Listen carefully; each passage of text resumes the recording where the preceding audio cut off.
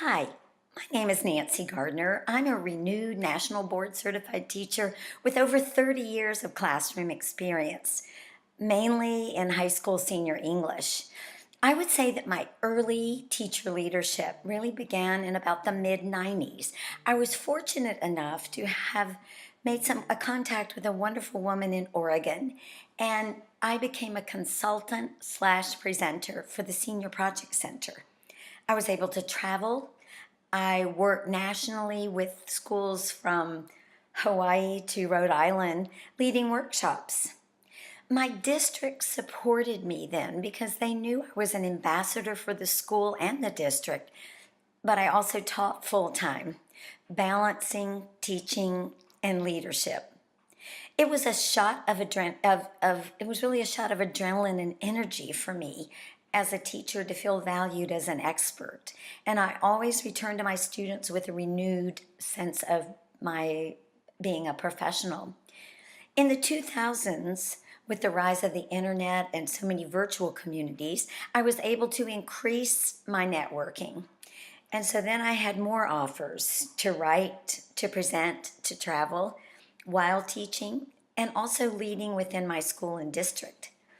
Because of my work as a virtual community organizer with the Center for Teaching Quality and the networking that naturally happened there, I began to work with other groups, including Charlotte Danielson, the Literacy Design Collaborative, Southern Regional Educational Board, the North Carolina Department of Public Instruction, Achieve, and the Equip rubric.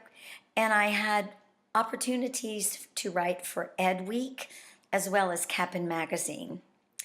In 2014 and 15, I held a hybrid teacherpreneur position through my district and through the Center for Teaching Quality. So I taught for the mornings half of the day, and I worked on specific North Carolina initiatives during the second half of the day. I would say that leading and teaching while maintaining a full-time load in my classroom really framed the last 20 years of my career. Expert teachers need to be teaching students because we know the job is demanding and challenging. But expert teachers also need to be given opportunities to grow outside of their classrooms while leading our profession locally and nationally. Being a teacher leader does not require teachers to leave the classroom. And really, that is not the underlying purpose of a teacher leader graduate program. Instead, the program here at Mount Holyoke helps teachers recognize their leadership potential, develop their leadership skills in working now more with some with adults rather than just children, and to seek pathways for leader opportunities. We want to empower teachers to seek positions that provide flexibility and, yes, compensation to teach students, to lead other teachers, to create strong community and family alliances, and to affect policy decisions. So that's really the goal of a teacher leadership program. The Master in Arts in Teacher Leadership helps prepare teachers for leadership outside the four walls of our classrooms.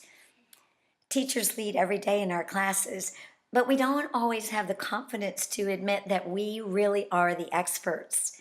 So our grad students study the research about teacher leadership, the effects we can have by leading our own profession.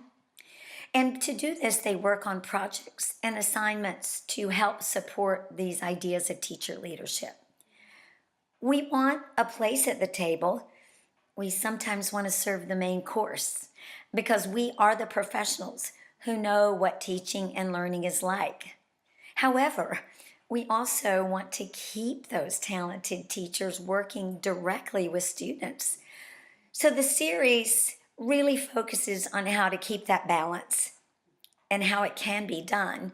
But we also need to see how others have done that, how we can rethink school schedules and structures, how we can grow the idea of collective leadership. We want to help teachers find their teacher voice. and not just the one they use every day in a room full of third graders. I've already told the class about how a practicing teacher brings validity when you're leading professional development because you have real examples at your fingertips. You immediately have capacity and trust with the group you're working with, you are leading, whether it's face to face or virtually, because you can say, I'm a teacher, and this student yesterday, and this parent last week, and last semester this. You have those real life examples. You know, nothing really replaces the synergy that one feels in a classroom working with students, particularly when you become comfortable with all those things that are required to be an effective teacher. But being able to talk with policymakers, attend and present at conferences, write and blog about your own work, it's empowering. It makes for even stronger teaching in the classrooms.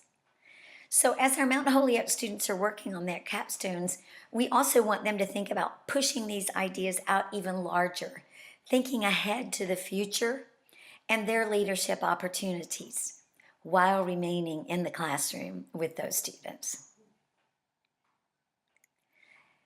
For the guest experts who are visiting our classrooms, I really look specifically for teachers from across the nation who are doing some amazing things. They may not be in the national news, but they have found leadership opportunities through organizations, through virtual communities, through writing opportunities, through conferences and networking and social media. And they've balanced this while remaining in the classroom. They'll say they have one solid reason for staying there: the students. We invited some Mount Holyoke alums to share their stories. I've included teacher leaders from public schools as well as independent schools, and I've intentionally invited folks from different geographic regions. Leading without leaving is a win-win situation for teachers, for students, and for districts.